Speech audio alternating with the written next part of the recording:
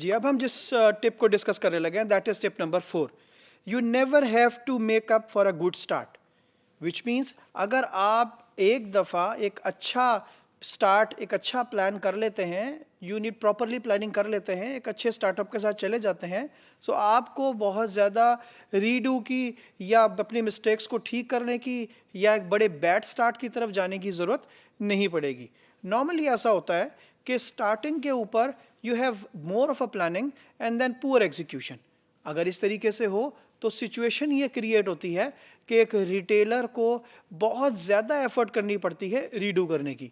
अपने प्रॉब्लम्स को करेक्ट करने की. So it is best part कि अगर आप प्रॉपर तरीके से प्लान करें एंड देन उसको प्रॉपर तरीके से रिलीजियसली एग्जीक्यूट करें. If the things are planned well and executed well, इस केस के अंदर आपको बहुत ज़्यादा एफर्ट नहीं करनी पड़ेगी स्टार्टअप के फेस को प्रॉपरली मेकअप करने की, एंड देन बहुत easily you can expand and then you can adjust whatsoever is the minimum required. Move करता हूं मैं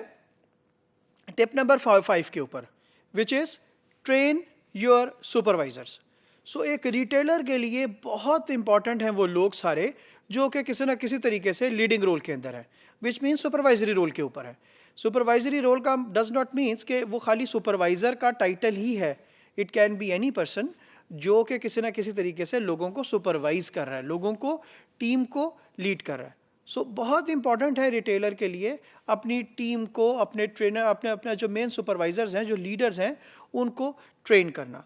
क्योंकि होता नॉर्मली क्या है, द ऑर्गेनाइजेशन का मेजर टारगेट क्या है कि प्रोडक्टिविटी को इंक्रीज किया जा सके,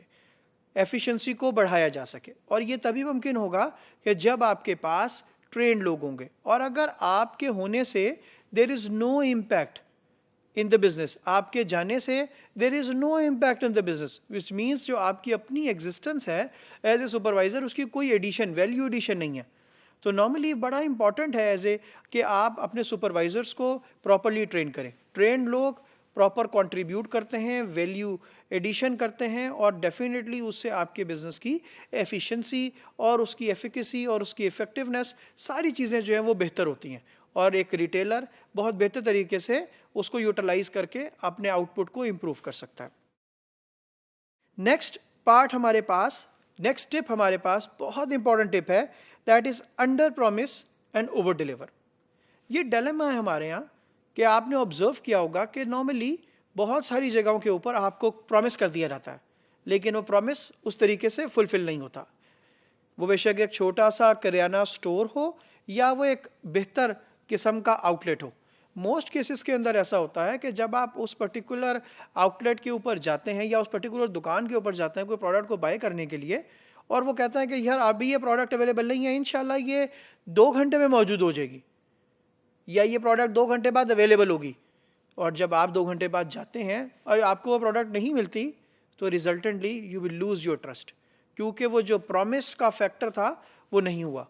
वो फुलफिल नहीं हुआ. तो नॉर्मली कस्टमर को एंगेज करने के लिए, अपने साथ कनेक्ट करने के लिए लॉन्गर रन के अंदर, और उस कस्टमर को एक अच्छा अपने लिए पॉजिटिव कस्टमर रखने के लिए बहुत इंपॉर्टेंट पार्ट ये है कि आपको उस कस्टमर को लेस प्रॉमिस करना है और ओवर डिलीवर करना है.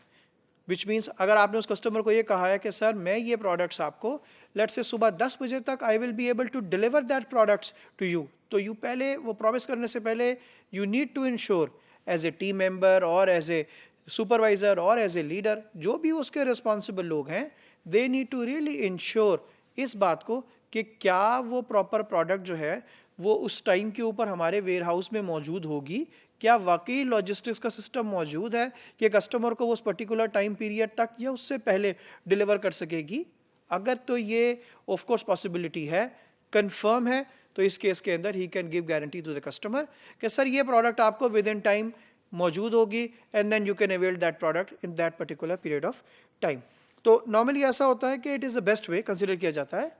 आपको एज ए रिटेलर अपनी रेपुटेशन को बिल्ड करने के लिए कि they are always after follow the promises, जो भी कहते हैं उसको ये फुलफिल करते हैं. उसके ऊपर ये नहीं कहते कि अगर हमारे पास कोई सिचुएशन ऐसी क्रिएट हो गई है कि जहाँ पर आपको कोई प्रॉब्लम आ गया है, बेशक लेट्स से सिटी के अंदर प्रोटेस्ट हो गया है, और आपको कहा गया था कि आज के दिन में ये प्रोडक्ट आपको मौजूद होगा, अवेलेबल होगा, और वो प्रोडक्ट मौजूद नहीं था, customer will feel bad for it. लेकिन अगर एक प्रोडक्ट मौजूद नहीं था और आपने उस कस्टमर को प्रॉपरली इन्फॉर्म किया, वेल इन टाइम किया, और या फिर उसके लिए कुछ ऑल्टरनेट क्रिएट किया so that customer get the product in time, because ये भी मुमकिन है कि वो प्रोडक्ट उसकी उस टाइम की नीड हो। अगर वो टाइम चला गया तो हो सकता है उसको उस बाद उसको उस प्रोडक्ट की ज़रूरत ना हो। तो इस सिचुएशन के अंदर नॉर्मली